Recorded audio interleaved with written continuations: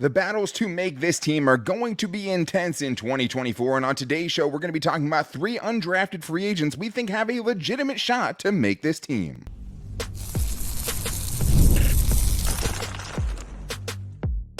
You are Locked On Chargers, your daily podcast on the Los Angeles Chargers. Part of the Locked On Podcast Network, your team every day.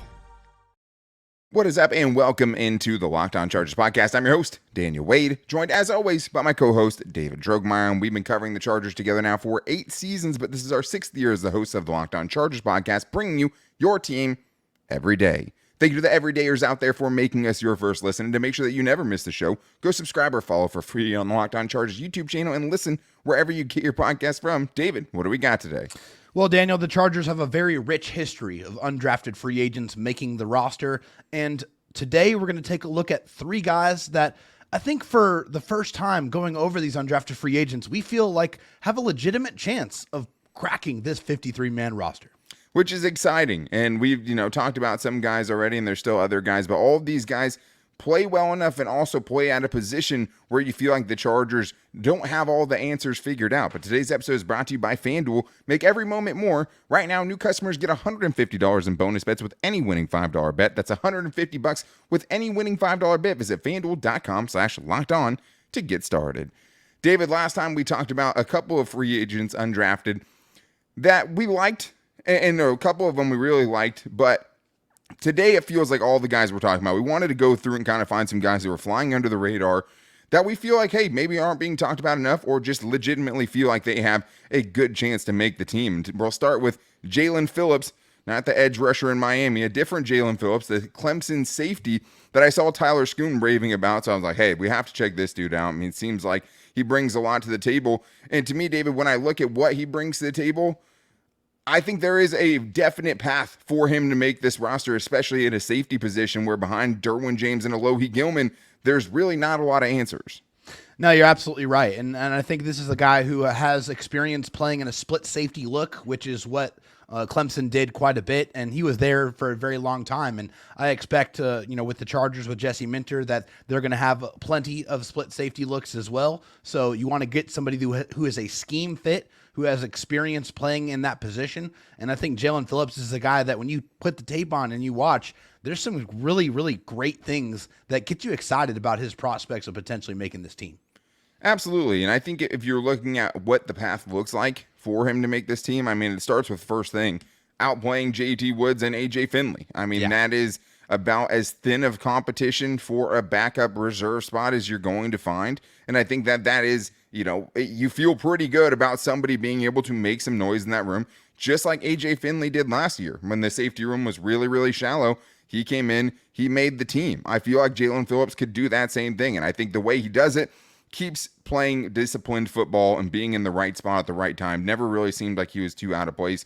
Getting up to speed on the playbook quickly, obviously, just because there's a lot of calls in the back end of this defense. It's not always going to be easy. And we've heard from guys saying, hey, Junior Colson's making the calls for the defensive backs right now when they're making mistakes. So I think getting the finite parts of that down, or getting, those finer details down, is going to be huge for him. And then just continue being a playmaker. It's a dude who had some ball production while in college. That's not something we can say about some of the other guys we've watched during this undrafted free agent cycle. And he's a guy that brings a lot to the table. And I think if you're looking for the pros for what this guy has, I think there's quite a few you could go with. Absolutely agree. I think for me, it's a good tackler, and that's very important from the safety position. If you're going to be one of those guys that's going to be your last line of defense type of defender, you want to make sure this is a guy that can get a ball carrier on the ground. I feel like he is a good tackler. He has stopping power as well. When he's able to wrap somebody up, he puts them on the ground. Feel like he has good speed to run sideline to sideline. He showcased that quite a bit. In coverage, I feel like he showed good anticipation and timing when he was breaking up passes. He was very sticky in coverage, especially when he was matched up one-on-one with a running back or a tight end. Felt like he was able to handle those responsibilities quite well. Also, his best season was 2022. He racked up 74 tackles, had a tackle, 1.5 tackles for loss, 4 passes defensed, and an interception. So this is a guy that has experience being a tackling machine. So honestly, a lot of good things to pay attention to for Jalyn Phillips. Yeah, and the tackling thing, I mean, there's so many guys we've watched, whether it be JT Woods, whether it be the last undrafted free agent we talked about, Akeem Dent, where it's like, there's a lot to like about their game. There are some things that you think translate, but it's just like you can't be missing, 25, 30% of your tackles at the NFL level. You just can't. I mean, if you go look at any long running play that's happened in the NFL over the last however many years, it always is going to be either a missed tackle by a safety or a bad angle by a safety. Yeah. That's how big running plays happen, or just getting blocked out of the play. But I thought he was very disciplined in run defense. When he had that backside contain, he was waiting there for the cutback and always seemed to be in the right spot there. I thought he had really, really good angles when he was getting downhill and just knew how to locate the football and be there. I mean, also, I think the good thing about him, too, was just didn't panic when the ball was in the air. A couple times, targeting a running back with his back to the football, was able to stay disciplined against Florida State, make the pass breakup. And there's other plays like that where he turns, he locates the football, he gets his head around something that we always get frustrated about with defensive backs, but he didn't have that problem. When I saw a very fundamentally sound tackler, I really loved that. And I thought he did a great job of reading what's in front of him. He's a little bit athletically challenged, and one of the things you have to do to kind of counteract that is make sure you know what's happening and be able to kind of see things before they happen. And I thought that was something he did a really good job of in his time at Clemson. I think, like you said, did a really good job. If you have to match him up against tight ends, he can do that. If you want to match him up in man coverage against running backs, he can do that as well and carry them up the field. If you're talking about what the cons are, I mean, I think it is just kind of very average athletically. I think that's probably why he didn't have the buzz around the draft that he probably deserved. I mean, he is ranked lower by Dane Brugler than Thomas Harper and Akeem Dent, two other safeties the Chargers brought in undrafted free agency, but at least compared to Akeem Dent, I think he played a lot better, was a lot more fundamentally sound, but did run a 4.62 in the 40. We got a 5.71 RAS score, poor change of direction grade, poor explosiveness grade. I think that's really what kind of took him down a peg, so I understand why there wasn't more hype, but I do think he'll be able to outplay what his athletic scores were. Yeah, I mean, and I think like he had good play speed. I mean, I know it was a 4.62 on the 40, but I felt like he was able to get where he needed to go. Right? Yeah, I didn't have any issue with that. And yeah, I put not a twitchy athlete, not a twitchy quick athlete. He definitely, the change of direction, when considering the RAS score, that tracks for me. I definitely saw that when I was watching. And the most frustrating thing when I was watching him was his inability or his struggles to get off of blocks. I mean, that, I think, he was able to, like a tight end was able to get in front of him and kind of effectively remove him from several plays that ultimately ended in resulting in long touchdowns. I mean, multiple of those that I saw on the film while watching him. So that is something that at the next level, he absolutely has to get better at if he wants to make a 53-man roster playing defense. Yeah, and the thing is like, people get blocked all the time. Sure. But your ability to get off that, especially as a safety, or at least to be able to avoid those and make the play, is going to be super important. Obviously, if some team has a perfectly blocked play that leads up to that far into the second level, that's a good job by that team. At the same time, if you are in that last line of defense, you have to be able to get off and make a play, especially if you're a little bit athletically challenged like this guy's. You can't be getting caught up in the muck. Like, you can't get caught in the mud. You can't be fighting through someone and not being able to get off that tackle in time to go make that play. That was definitely one of my biggest things. I think, when you look at the RAS score, 5.71, I think it reminds me of other guys like Adrian Phillips, Alohi Gilman. Both dudes scored less than 5 on their RAS scores coming out of college, but they were playmakers and they knew how to be in the right place at the right time. So I'm not overly concerned about that. But the change of the direction isn't the quickest, like you said. I'd say he's just average as a blitzer. Saw him do it a couple times. I didn't think he was special there. I think he's just average, right? Yeah. Which at the next level, a couple obviously, that were decent, yeah. Yeah, but decent is average, right? That's pretty much what that is. But the biggest thing, has to be able to get off blocks. There was a couple times where I felt like he prioritized trying to go for a pass breakup at the expense of a tackle. That is something you have to be careful about because you will get burned at the NFL level if you don't get your hand on that football. And then you're also not there to make the tackle. That's a big problem. But we're talking about a pretty low bar in this safety room right now behind the starters. And this is a guy that does so much good stuff that I think the bad stuff feels very fixable and something that's definitely not a deal breaker with a player like Jalyn Phillips. I got to watch him preseason for sure. Yeah, and the next guy I absolutely believe has backup NFL potential. Looks like an NFL body, played really, really well and made it all the way from Division II to a Power 5 school in Division I. So we're going to talk about Willis Patrick, the offensive guard from TCU, and why we think he can make the Chargers roster and more in today's Locked On Chargers podcast. First, though, I do need to tell you guys it's winner take all time in the NBA and NHL, and FanDuel is giving you a shot to bring home a big win of your own. Right now, new customers get $150 in bonus bets with any winning $5 bet. That's $150 to bet on spreads, money lines, player props, and more. And that means you can pick the biggest favorites even on the money line. And if they win, you get $150 in bonus bets to spend on these playoffs, because these playoffs have been awesome, whether it's the NHL playoffs or the NBA playoffs. And the other great thing, the best 2 words in sports are Game 7. The best 6 games in sports are betting on Game 7s with FanDuel for me. Because if you're talking about ratcheting up the intensity to the highest level, as we saw over the weekend with the Wolves and the Nuggets and the other Game 7s, and there's more Game 7s tonight in the NHL playoffs, it's the best. And having FanDuel there just is the cherry on top. So visit FanDuel.com/lockedon and make every playoff shot count. FanDuel, America's #1 sportsbook. All right, David, well, we're going to continue this Undrafted Free Agent Monday, a UDF Monday, if you will, with another guy that I think has a legitimate shot to make this team. Like, we probably won't get to every undrafted free agent. Like, these might be some of the best undrafted free agent wide receivers in the country. It's going to be almost impossible for those guys to make the team. So we wanted to at least focus at first on guys who we think have a legitimate chance to make this roster. And as the Chargers are dealing with the cap situations that they have and the limited resources that they had to rebuild this team in Jim Harbaugh's image, guys that can come in and play on the cheap for you and kind of make this roster look like something more of what Jim Harbaugh wants and a Jim Harbaugh type of team. Like we talked about with Jalyn Phillips, a very physical, nose to the grindstone type of player that's not afraid to get his hands dirty. And I think you could say the same thing about Willis Patrick from TCU. And I think when you're talking about his path through making the team, David, I think it's a little bit similar to Jalyn Phillips, just because right now, what is the depth that you have at offensive guard, right? It looks like Jamari Sawyer might be the swing tackle. Maybe Trey Pipkins is playing at guard. You have Zion Johnson on the left side. But the guards really struggled. And I think you really need to have a quality alternative option behind those guys. And unless you think that Jordan McFadden or even potentially Foster Sherrill kicking in the inside, I don't know if you have that there. So I think for these guards and interior offensive linemen that are trying to make this team as undrafted free agents, I think there is a path. There absolutely is an opportunity here. I mean, I think when you look at, the guys that came in and played, in limited fashion, whether it's Brendan Hymus that played center or whether it was Jordan McFadden, I mean, there was a lot of up and down in both of their games. So, I mean, I think, if you're a guard and you got signed by the Chargers, then you should feel like you have a legitimate opportunity to make this roster. I think so too. And I think if you're talking about your main competition being Jordan McFadden, I mean, there's a chance they keep multiple guys on the interior as well. So, I mean, you probably need more than just Jordan McFadden and Brendan Hymus anyways.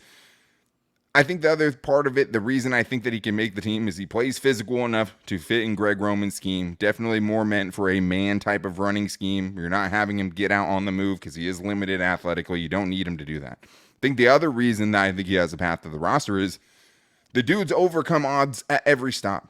He went from Division II Angelo State to the FCS playing for Jackson State under Deion Sanders, and then moved to a Power 5 school and still thrived, still played exceptionally well, even once he got to the biggest stage of his collegiate career. So I wouldn't put too much past this dude. I'm not going to doubt him because he's been doubted every step of the way, and he continued to play well from one division to the next level to the next level, and now he's trying to make an NFL roster. But when you're talking about the pros, first of all, he looks the part. Second of all, he has an inverted name of one of the best linebackers ever, and I'm sure one of Jim Harbaugh's favorite players with Patrick Willis. We talked about him once before. Willis Patrick, I mean, it feels like a guy that just has to make the team. And I also just thought it was very comforting, very impressive the way he kind of only played 1 year in the Power 5, and when you watch his tape, you would just never think so because he made the transition so seamlessly. Yeah. And this is a gigantic dude, too. I mean, 6'4", 355 pounds. I mean, this is I think he's a little less now. I think he got down to like 320, 330 now. Which is, that's more ideal. I mean, his playing weight, at least what it was on a couple of websites, was in the 350s. But yeah, slimming down definitely would be a little bit more appropriate here in the NFL. But he's a bully. I mean, he's the guy that he wants to run through defenders. And it seems like he invites contact. He wants you to try to come and try to get around him so that he can put you in the dirt. He definitely wants to pancake people. I feel like he has a good anchor, good recovery power. I feel like he did a pretty good job, at least when he was pulling, of creating a lane for the ball carrier. He might be a little too slow getting there when he was pulling, but when he was over there, he at least was able to get people out of the way to allow the ball carrier to get through. And he seeks out someone to block. I mean, he's always looking for something to do. I mean, and I think that's something that's important because you never know when in the NFL, when you got twists, when you got stunts, when you have delayed rushes, delayed blitzes, simulated blitzes, you have to keep your head on a swivel and be ready for anything. And I feel like with Willis Patrick, he showcases the ability to handle that.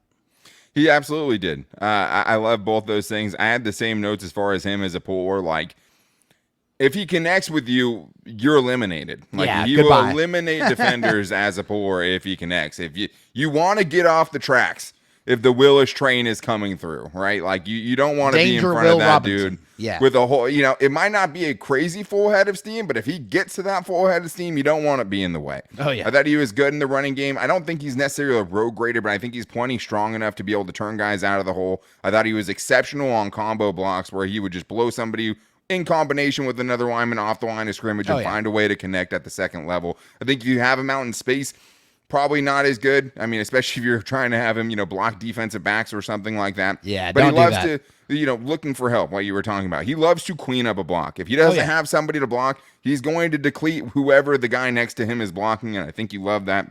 Like I talked about before, Division II All-American, Division II Offensive Lineman of the Year, and he just kept excelling at every next level. Yeah, the perseverance is crazy. You got to love that. You got to love the story, and that's what this time of year is about. Great stories, being able to make the roster and find their way into, an NFL team and being able to contribute for a team that's, I think the arrow is definitely pointing up for. So I think there's a lot to like.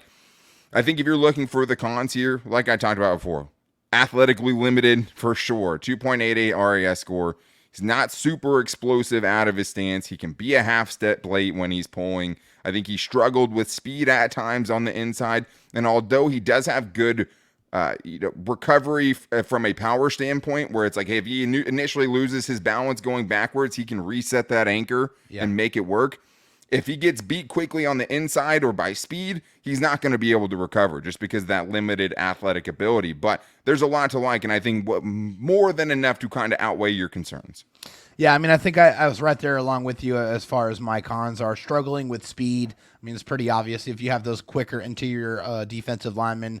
I mean, I feel like they would probably be able to give him a little bit of trouble if you don't have a quality, center or tackle that's next to him, to be able to help him out on occasion. Agreed. He needs to get a little bit quicker and explode a little bit more when he's pulling. I mean, that's pretty obvious. He's got to get out there. The movement ability, it's obvious. And sometimes he lacks kind of proper pad level. I mean, I feel like if he's able to, sit down a little bit more and really get into it, he'll be able to be a little bit more effective. I mean, some of those things can be worked on. And hey, you get him with Ben Herbert, get him in the best shape of his life, and work on some of those technique things.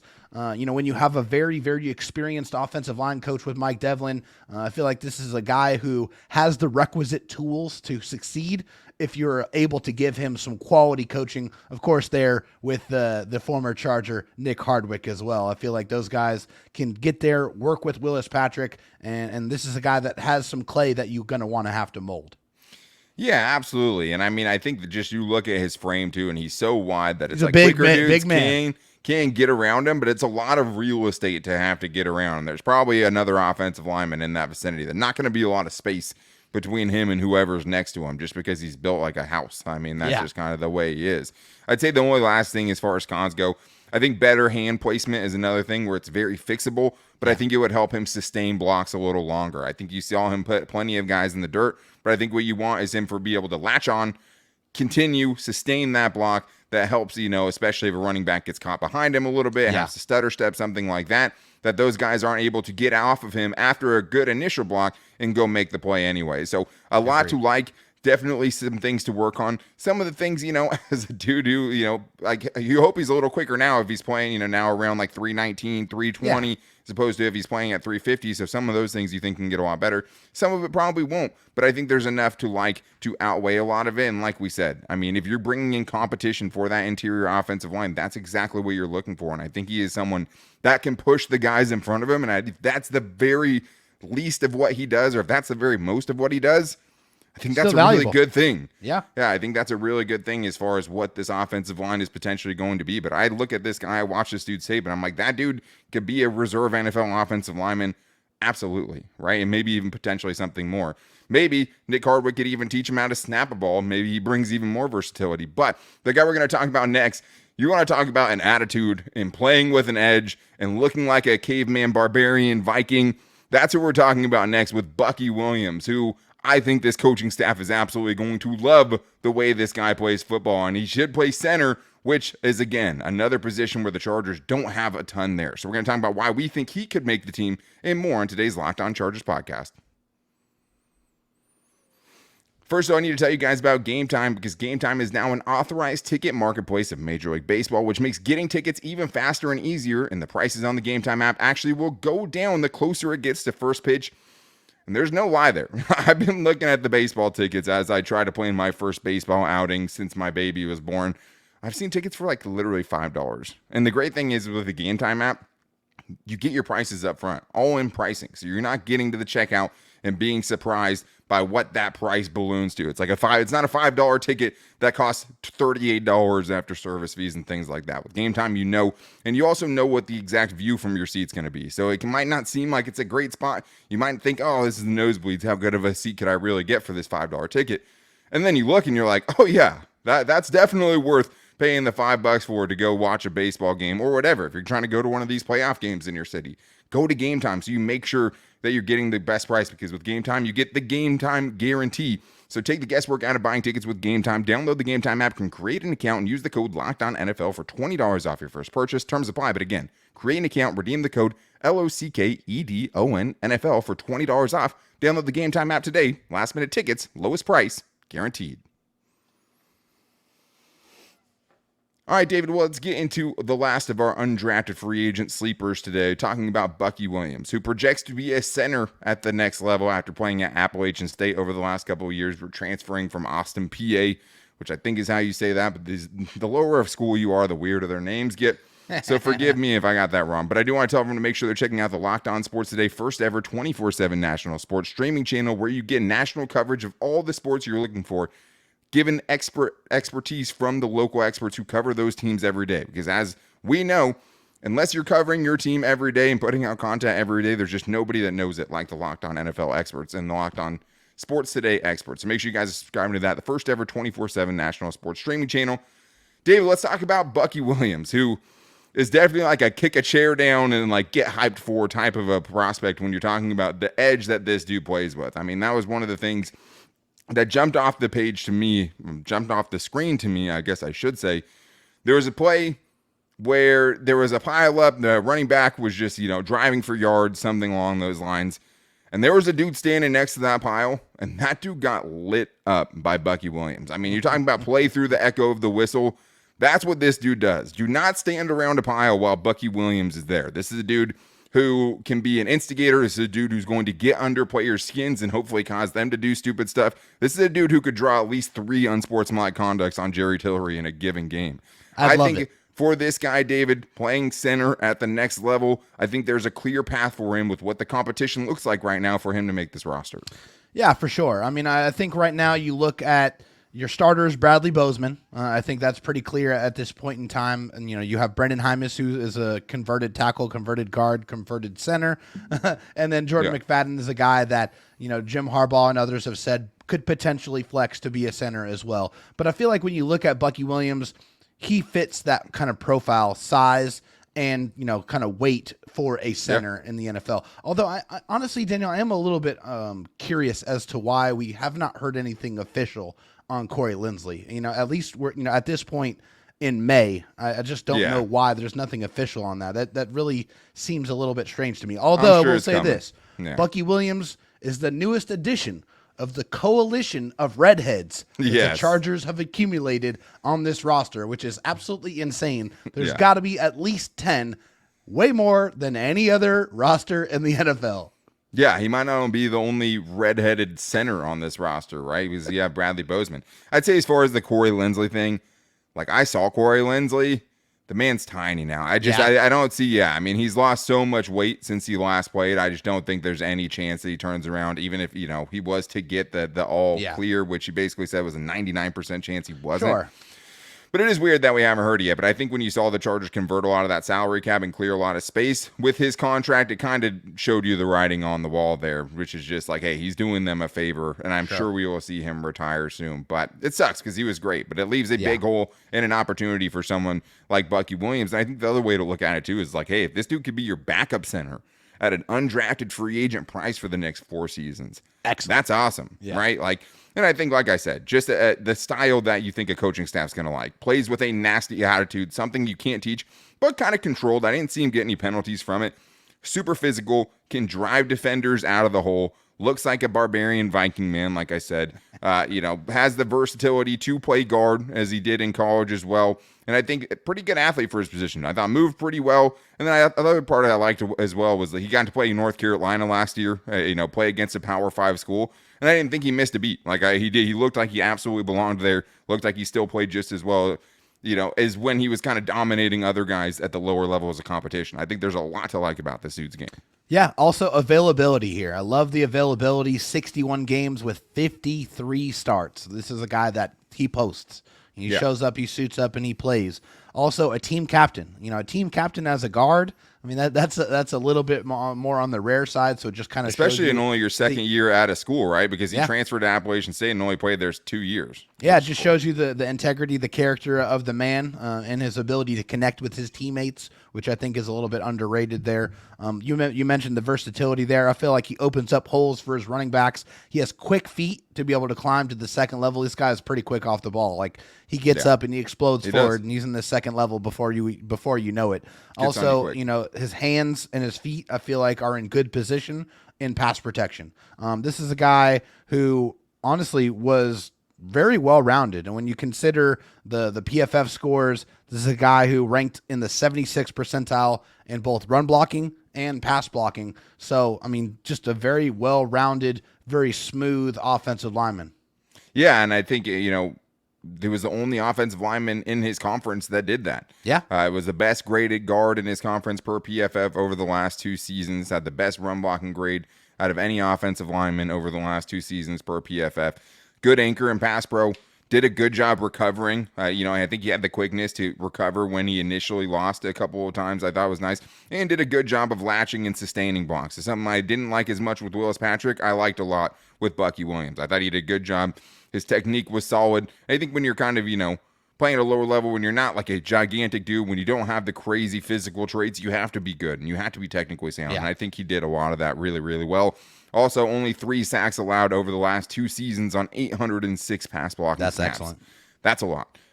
Cons, projects as a center, but exclusively played guard the last 2 years. Played a little bit of tackle before that as well. Yeah. I think he can whiff on some blocks at times going for kill shots because he wants to put somebody in the dirt. A little bit shorter arms, which doesn't scare me nearly as much at center.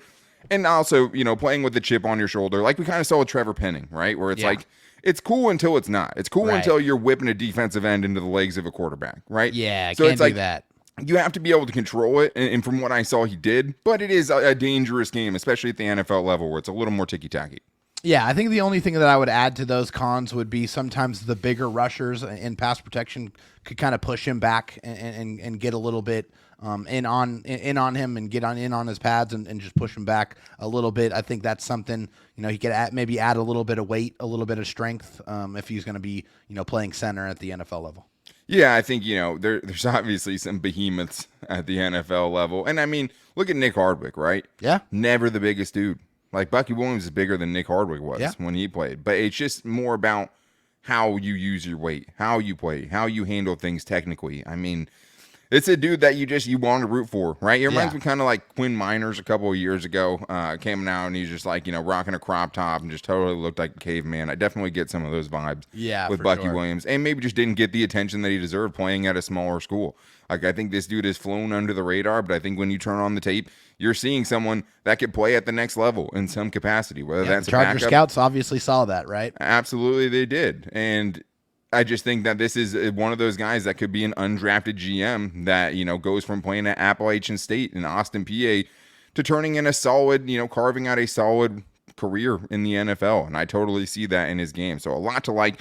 Love the undrafted free agents that we talked about today. Love the undrafted free agent class so far that Joe Ortiz has been able to put together. And I think when you're trying to win in the margins, when you don't have a lot of money to spend, when you're trying to fill out a roster and fill out depth on a team that desperately neglected it over many, many seasons, these are the type of players you have to hit on. These are the type of players you have to find to bring in.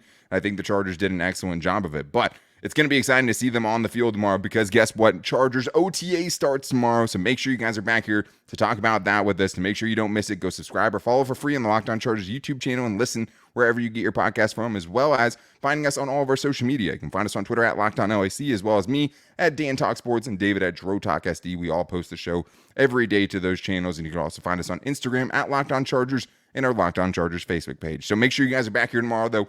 Chargers OTAs. Things are starting to happen. I'm very excited about it, and we're excited to be talking with you guys as your team every day, the only Chargers podcast that does that. So make sure you're back with us tomorrow. Until then, take it easy and go Bolts.